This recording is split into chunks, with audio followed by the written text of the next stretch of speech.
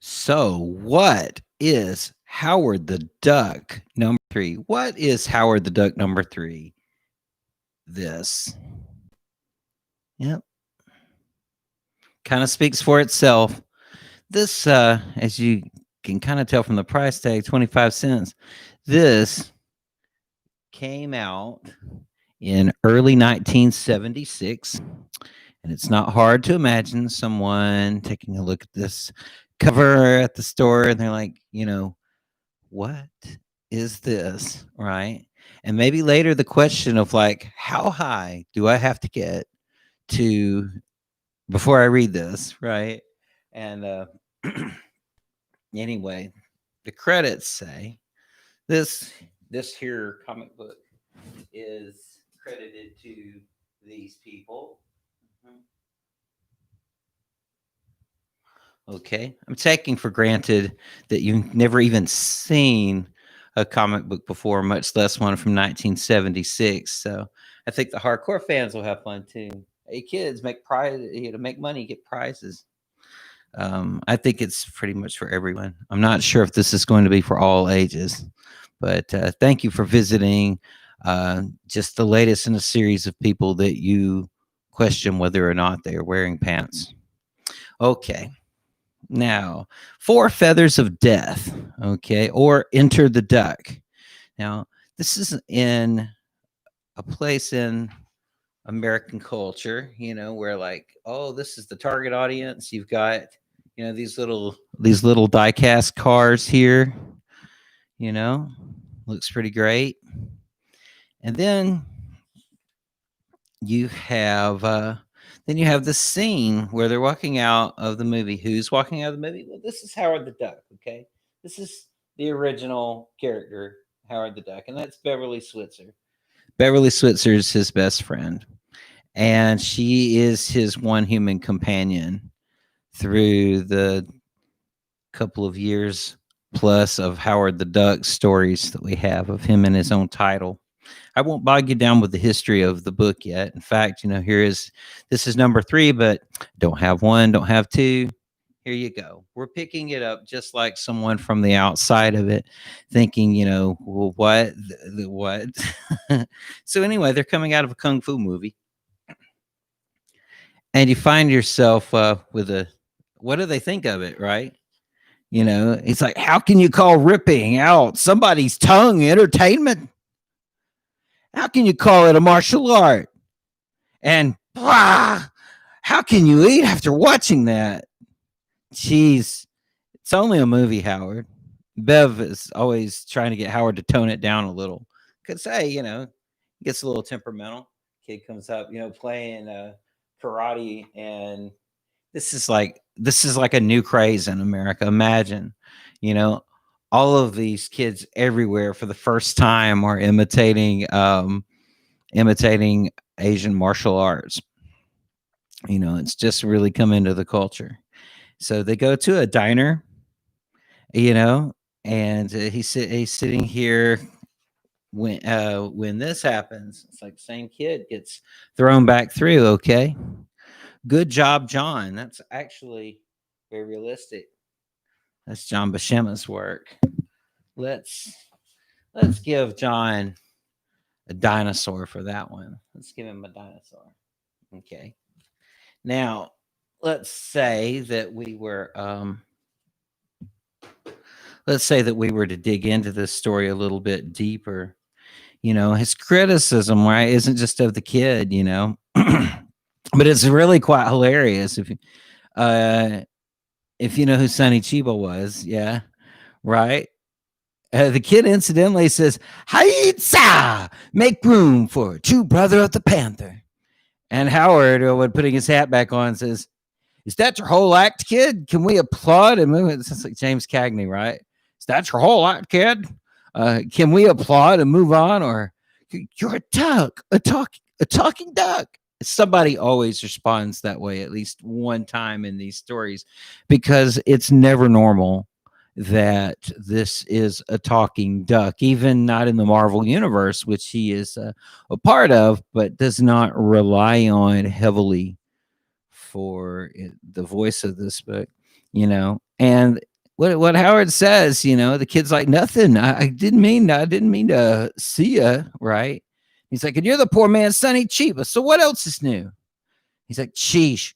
Like you hairless apes haven't screwed up your world enough already. This is all directed to Bev. You to misrepresent an ancient philosophy, package it as violent entertainment, and sell it to your young to emulate. Whack. So Bev's like, wow. Somehow I never pegged you as an intellectual, Ducky. Don't call me names, Toots, he says. You don't got to take out a mortgage on an ivory tower to recognize stupidity when you see it. Okay. It's pretty funny, which makes the violent moment shocking. It's like, are we supposed to be laughing? And we're supposed to be laughing at this guy because Count Macho here is an utterly ridiculous, super hyper version of the violent martial artist of the 70s. The idea that wants to use the martial arts to prove that no one can disagree with them or stand in their way, and basically, bully. But it's bad. It's extremely bad news because the whole diner breaks out in a fight because the dude brought a gang with him too.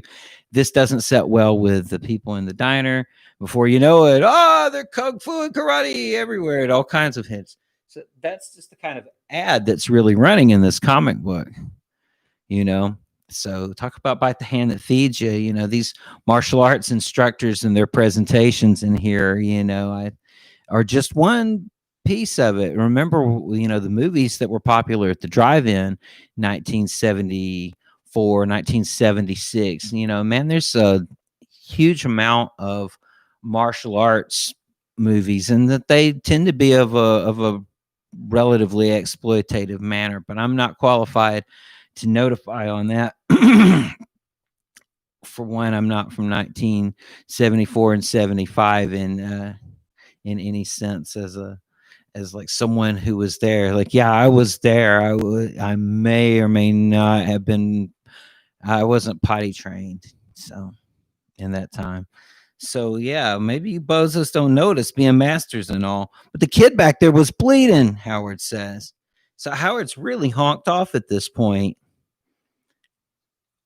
But for all the good that it's going to do, man, Bev quickly fakes being a nurse so that she can get close enough to the kid to maybe help him, right? And it's actually such a massive bummer up to this point. And it's my understanding that Steve Gerber and Mary Screeney's actually saw something while they were out having dinner in New York City during 1975. I can't quote the account verbatim, and I would really, it's the kind of a happy thing that I'd like to, it's like, hey, Mary, remember that time? But actually, we would be better off if Mary was our guest to talk about Howard the Duck #3. So I'm going to put a certain limit to how far I'm going with this. This should tell you whether or not you really want to even read this. You've had a chance to look at John's art. Ducky goes into the store. He's going to look for something to read, to take his mind off the fact that Bev just jumped into this ambulance with this kid, and there's nothing that Howard can really do besides go home and wait for now.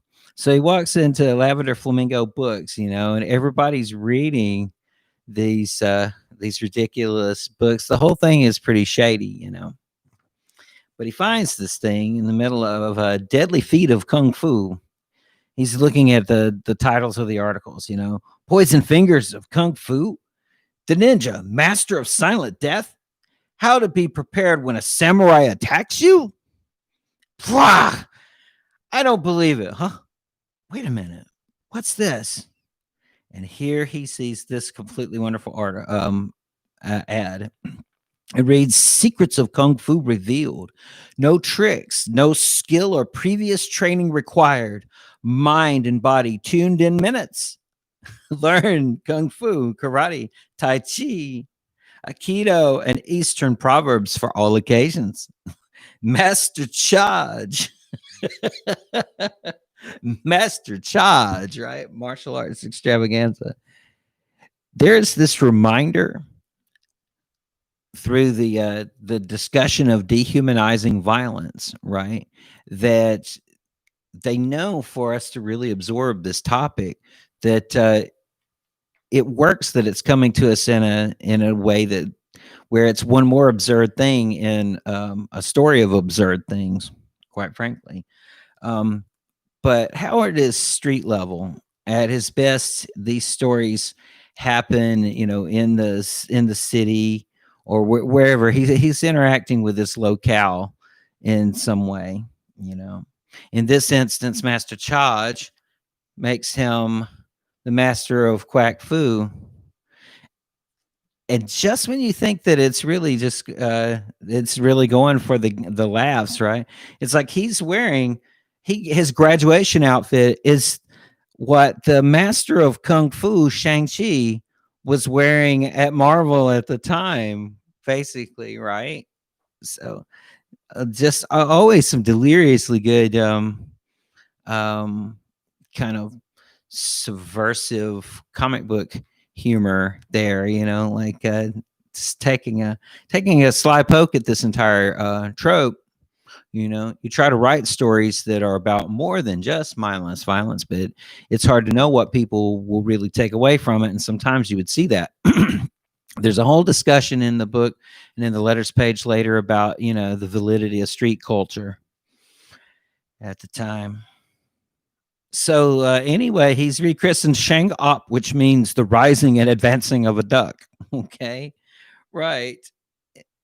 And it's like they've definitely played this for a gag at this point, but the actual instruction, while it magically happens in another realm inside a sweaty gem in a matter of 3 hours, right? It's a completely fantastical element, but it's also to point out the obvious, that he's actually, mocking the way that you can become a master in minutes or hours, or just this whole cavalier attitude about not understanding the training or responsibility that goes with martial arts. Yeah, I know. I'm a caring nerd. So he said that the place was spooky when he got in there. Meanwhile, Bev gets kidnapped. That really sucks. And it's Count Macho and his gang. But you'll have to read the comic to find out what happens. Let me go through the lessons of the master here, though, because this to me was the final touch. Why was Howard here? Right. Well, because these are dangerous guys, and he says, and that's it. And then that, in a nutshell, is what brought me here. I can't hack sitting on my tail feathers while that maniac is on the loose. Most admirable, but prudence guides every action of the superior man. What do you know of your adversary besides his self-aggrandizing name? And Ducky knows zilch, except for that he's got this. The reason that he kidnapped Bev actually is he wants this back. This is his little graduation talisman, the kind of thing that you would get through the mail, it's like, and you've completed this course and now you can wear this necklace, kind of thing. And so he recognizes that's his student. Right. So he decides that he's got to help Howard teach the guy a lesson, But first he teaches Howard some lessons, right? Along with all of the kicks and punches and everything that he learns so quickly and willfully, right? Behold, a live butterfly and a dead butterfly. Which of the two would you choose to be? Howard says, the caterpillar, Natch. It's still breathing. Wrong. The caterpillar is to metamorphosis behind this butterfly on the path to eternal life. Deep, right? Lesson 2. Behold my hand and the flame. Why does the flesh not melt from my hand? Either you do it with mirrors or you're tougher than you look. Wrong. It is because I will it thus. The mind masters the body resists the flame. Huh? Anyway, it's quite beautiful because it delves into some of the things that give legitimacy to the martial arts. really, that makes the philosophy that you can take from it more important than who you can punch or kick, really. Um, Seemed like I wanted to show you something along those lines too, but I'm going to close this down here in just a second because what I love about this comic so much is, the action scenes actually they look good, and they're funny, but it doesn't put all of its time and energy relentlessly into gags, and that the degree of the humor it comes in different ways. It can be the plot, it can be the appearance, it can be a turn of phrase. The banter between Howard and Bev is often chuckle worthy, and then of course, with the puns, the names, the satire, everything that they brought to this one. But this was a very special issue. This is the first one without the previous artist Frank Brunner, who was now in 1975 beginning to launch his own line of posters and drawings and things. He had acquired some fans during his time at Marvel. He was still doing Doctor Strange at the time. Okay. And he was gone from the book. This is John Buscema. Big John was with Marvel for so many years.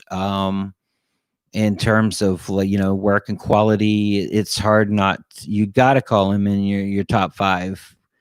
But frankly, he's kind of like number two right there in the building of the country, the company, as far as the artists go. But then, of course, later on, you've got to give credit to Gil Kane and his covers, and just there's so many elements. It's not really Marvel Comics Group is the name of on the banner. Marvel Comics Group was about whole rooms full of people, sometimes even out at dinner, taking walks together, spending time together, right? And in that process, they're talking about some of the things they found the very most interesting. And occasionally they could help each other out a little bit. They, give them something to ping pong off of, maybe give them just a brilliant idea. And then it's like, hey, man, thank you, Dak. That's right. Something like that. So that's one reason that I have an affection for things from the Marvel Comics Group. Um, it's my dream one day to work, not for me to be a famous comic book writer.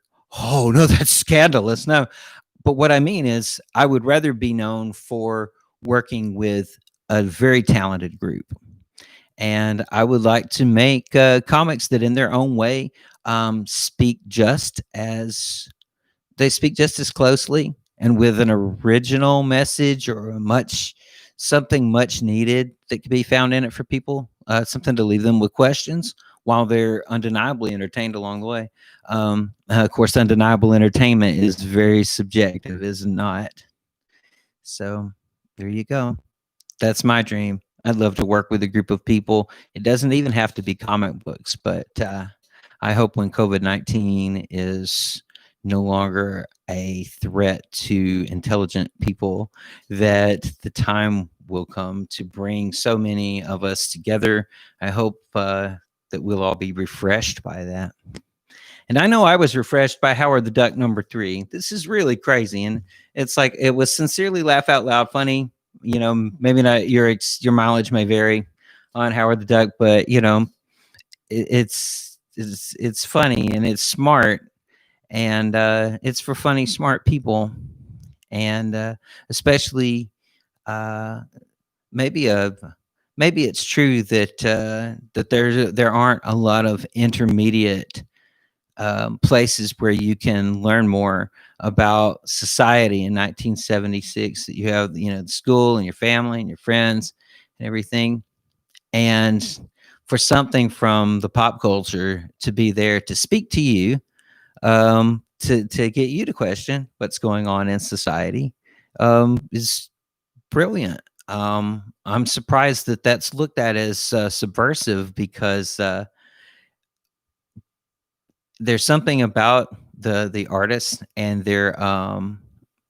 and that's meant to be a compliment. I'm sure when people have labeled it as a person, I believe it's overall been a compliment. I don't think much anyone else would care if they didn't love it, or or just notoriously had their fill of it after an issue or two or whatever. And all I was going to say is that if you had if you had this thing that wait a minute, I was starting to lose the thread a little bit. You know, if you had this thing and you didn't want and you wanted to make it just uncompromisingly smart, right? To just be as sincerely like you're not holding back, that you're saying, what you'd like to say, among your friends. If you can do that through your work, I think that something of the aspect of what it is that bonds friends spreads out through that medium as well. Um, More interesting than fame itself is rather the idea that people gather around the work of different artists and production companies and things. I find that very interesting, that can be a common bond for people across many perceived differences. So anyway, that's it. That's all the rambling about Howard the Duck #3. Am I going to tell you how it ends? Well, I wouldn't do that to you, but I think I've piqued your interest. And if you do know how it ends, I hope that you enjoyed the callback to Master Charge's philosophy there at the end. And let's hope that there will be some philosophy here at the end. Goodbye.